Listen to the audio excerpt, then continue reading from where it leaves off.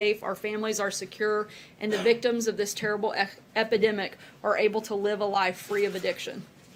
As the President noted yesterday and again today during the cabinet meeting, the chemical weapons attack by Syrian regime against innocent civilians is horrifying.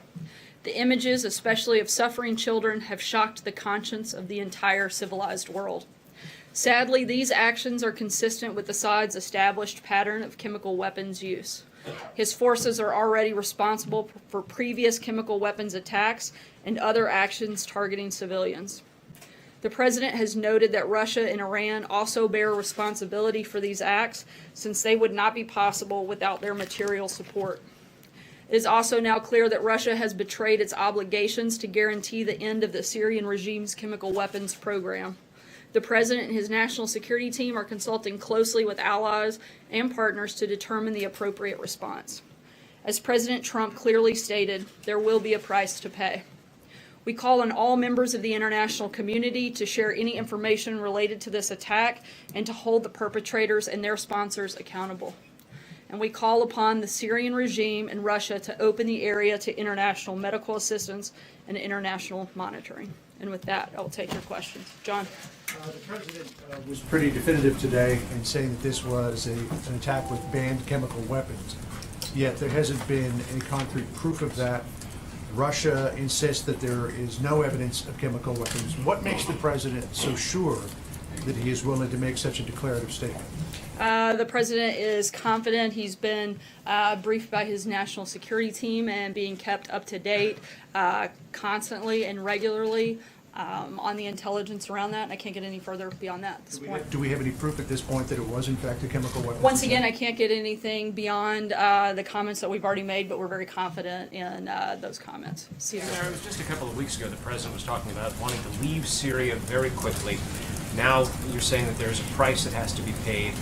Does the President believe that there are some things that are so atrocious, which is the phrase he used this morning, that the United States is in fact the world's policeman, and it demands a response, it demands the presence of the United States government in the region? Look, the President wants to bring our troops home after we complete the mission to eradicate ISIS in Syria. At the same time, he wants to make sure Assad is deterred from chemical weapons attacks on innocent civilians. Signaling we want to remove our troops in no way degrades our ability to hold parties responsible. Mike. Has the President been briefed that his comments about wanting to leave Syria could have played a part and have emboldened Assad and played a part in these attacks?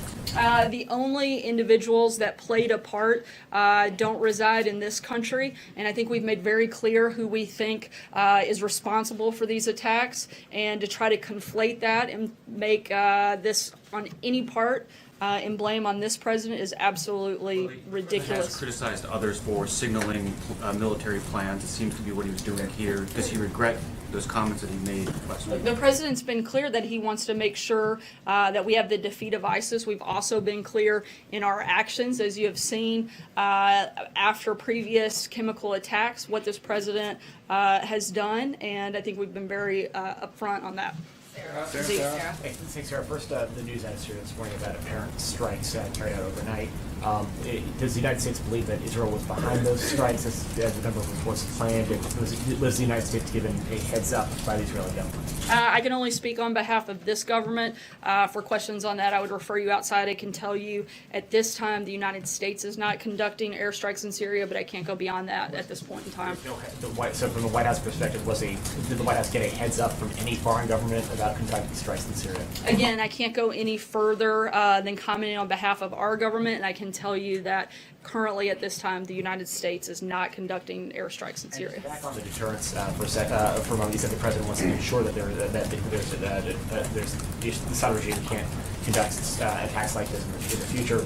Last year, when the President launched those cruise missiles, he had said there was a deterrent. Obviously, what has changed between sort of months ago when the Assad regime wasn't using chemical weapons and this strike now? It seemed to be the timing coming so soon after the President making that determination on wanting to pull U.S. troops out of Syria, that there was you can see why we're drawing the timing there. So why, in the President's estimation, did his deterrence, his attempt to sort of establish a deterrent effect on the Assad regime now failing? Once again, the president has made clear that with the defeat of ISIS, he wanted to be able to bring our troops home. But at the same time, he wants to make sure that Assad is deterred from chemical weapons attacks on innocent civilians.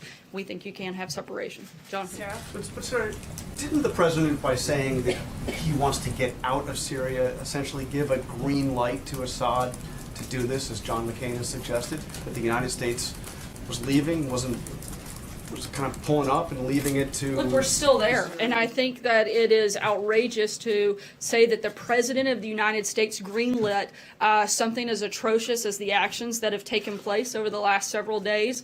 The President once again made very clear how he feels about those types of actions when this took place roughly a year ago, and we're going to continue looking at all of our options on the table currently. John McCain said that emboldened Assad, that this was sending a message to Assad. Is that still his position? I think the Does he message still that we want sent to to Assad was very clear, both in the president's words over the weekend and in our actions that we've taken in the past. Roberta.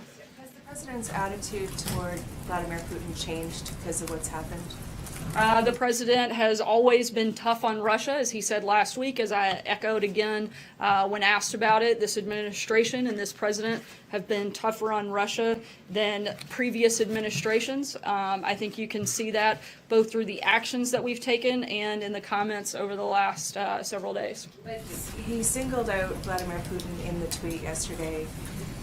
Does he feel that he can still sort of find some common ground and work with him on various things?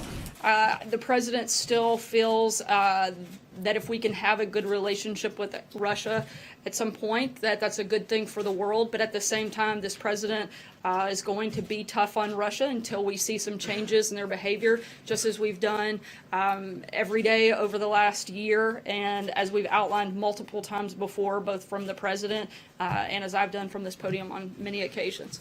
John? Yeah. Thank you, Sarah. Two questions on the foreign policy front.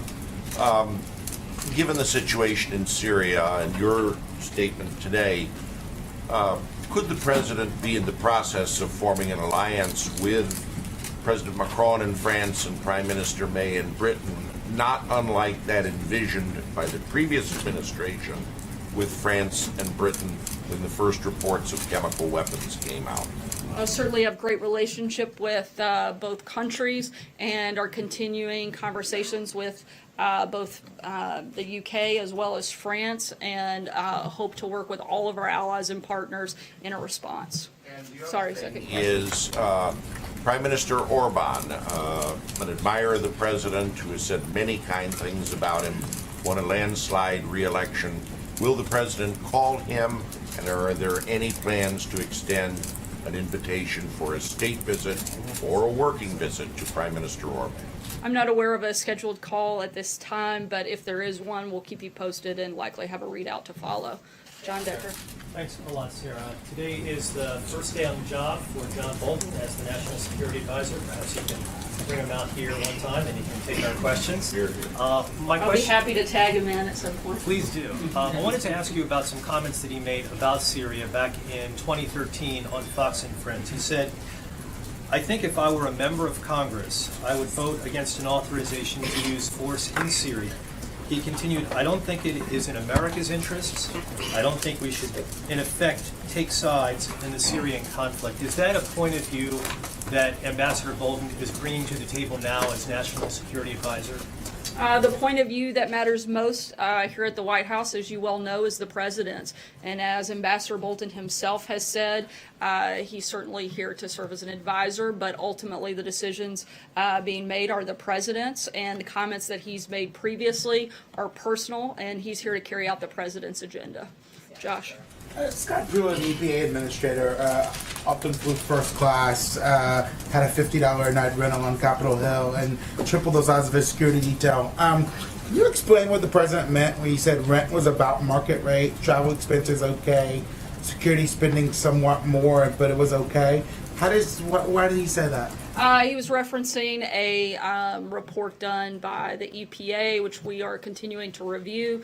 But in that, it cites that the apartment was at market value and goes into other details, and that was what the president was reflecting. $50 a night on Capitol Hill with lobbies, that was the market value according to the EPA? Yes, according to the Office of Government Ethics. Travel spending okay. Is the president okay with cabinet secretaries taking first class travel and tripling the size of their security detail? Is that okay? Again, we are reviewing the specifics of each of those components. I know there was a much larger number of security issues surrounding the EPA administrator than in the past, but for specific questions beyond that, I'd refer you back to the EPA. Were those security issues, or were those included in police reports? Because there's been reporting that across the country no one found the death threats or, police reports that jeopardized his life or safety. What are you talking about? I can't comment about police reports, but I do know that there have been a number of questions raised.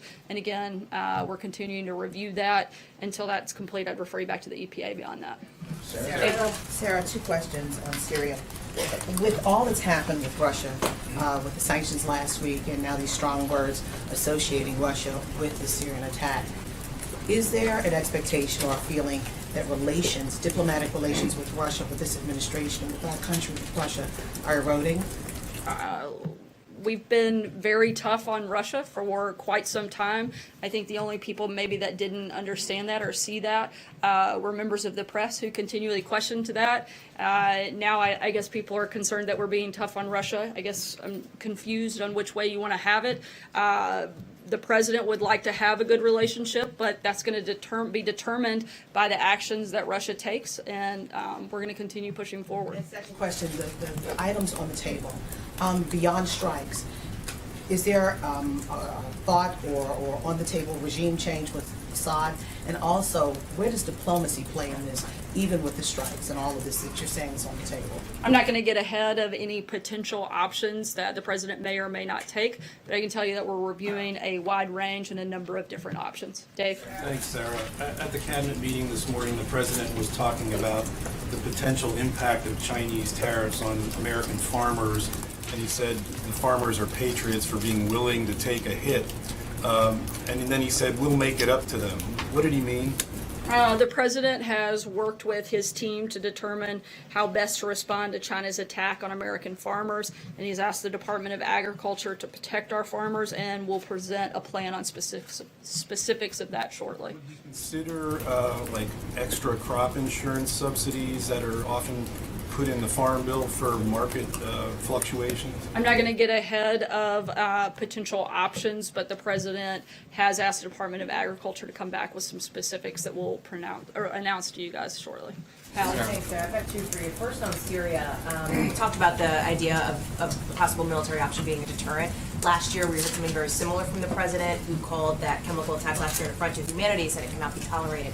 Is the White House worried that Assad is now making a mockery of President Trump's threats? Not at all. What our concern is about is the fact that the Assad regime has taken an outrageous action against innocent civilians.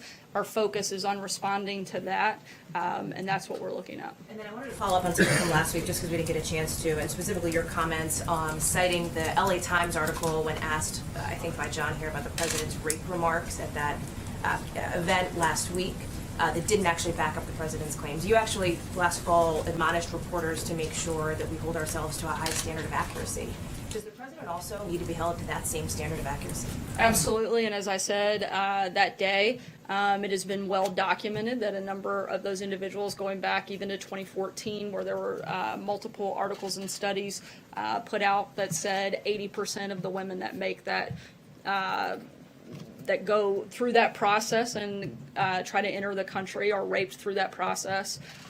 Something certainly that I think should be concerning to all of us, and certainly something that the president has voiced concern about. And what about the voter fraud claim that the president made last week as well, also not backed up by evidence? I'm sorry, can you be more specific? Yeah, the president talked about those claims of voter fraud again. It's something he's repeatedly brought up. It's just giving the idea when words matter, particularly in moments of a lot of international pressure, like this moment right now, what his standard of accuracy is when he's speaking to the American public. The president still strongly feels that there was a large amount of voter fraud and attempted to do a thorough review of it, but a lot of the states didn't want to cooperate and participate.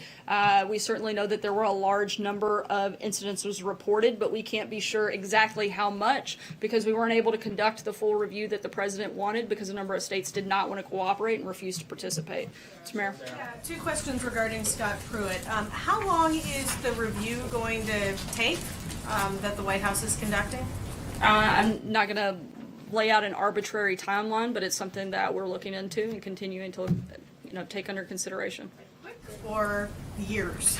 I mean, obviously, we want to get through this process as quickly as we can, but I'm not going to just make up a time frame here today.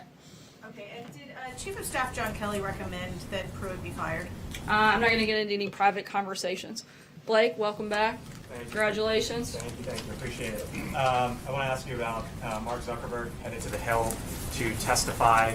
This administration has often talked about deregulation and the deregulatory efforts that the president and this administration has undergone, but there's a question of whether or not Facebook should be regulated. Does the White House have a stance on whether or not Facebook should be regulated, and if so, what is that position? I don't have a specific policy announcement on that front, but I think we're all looking forward to that testimony today. What does the president? What does the president make of Mark Zuckerberg? Does he have an opinion of him? Larry Kudlow was fairly critical of him, both on Fox News Sunday yesterday and when I asked him about Zuckerberg this morning. Does the president have any sort of opinion on Mark Zuckerberg? I haven't asked him directly. I'd have to check and get back to you. Take one last question, Jim. Is there anything that the Syrians can do at this point to prevent military action from being taken? I'm not going to get ahead of what actions we may or may not take, so I can't really answer that question, but we'll keep you posted when we have something on that front. And if I can follow up, just because, you've been saying this over the last couple of weeks that nobody has been tougher on Russia and Vladimir Putin than this president. Isn't there some hyperbole in that when you say that? I mean, obviously Ronald Reagan said tear down this wall. John Kennedy put up a blockade around Cuba. Carter boycotted the 1980 Summer Olympics in Moscow. Obviously, there have been presidents over the course of the last several decades who have been tougher on this president. Also, given the fact that this president, up until just recently, wasn't really willing to criticize Vladimir Putin by name. We all saw that over the weekend and took that as a new development. Yeah, you cite like one example for each of those individuals. Let me list off just a few of the actions that the president has taken that previous administrations haven't. The Treasury Department issued new sanctions on numerous individuals and entities in Russia. The president's continued other sanctions on Russia's malicious cyber activity in response to election hacking. He's expelled 60 Russian operatives from the United States and closed 2 consulates. The president's issued 4 statements condemning Russia's poisoning of UK citizens on UK soil. He's authorized the sale of lethal aid to Ukraine. He's authorized military strikes against the Assad regime in Syria and has repeatedly called out Russia's actions on that front. We've also exported energy to our allies in Eastern Europe. Look, I think that you named off 1 or 2 things. It is without dispute that this administration and this president has done a number of things to be tough on Russia. So the president says that Vladimir Putin may pay a price for what's happening in Syria right now. After all, the Russians were supposed to be responsible for helping the Syrians remove the chemical weapons from Syria. When the president says that they may pay a price, we should take that to the bank? I'm not going to get ahead, once again, of any actions that the United States may or may not take, but I think the president's been clear about what his intention is. Thanks so much, guys. Have a great day.